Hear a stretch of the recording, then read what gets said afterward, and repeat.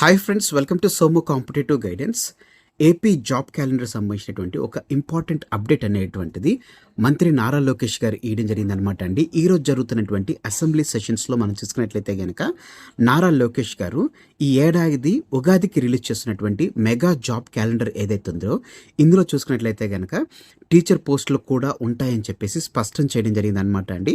ఈ job calendar సంబంధించినటువంటి చూసుకున్నట్లయితే కనుక ఫైనల్ అప్డేట్స్ అనేటువంటి చేస్తున్నట్లుగా అంటే ఫైనల్ అంటే హారిజంటల్ వర్టికల్ రిజర్వేషన్ దీనికి సంబంధించినటువంటి జోనల్ వైజ్గా రీనోటిఫికేషన్ అనేటువంటిది చేయాల్సి ఉంటుంది అన్నట్లుగా తెలపడం జరిగింది అనమాట అండి.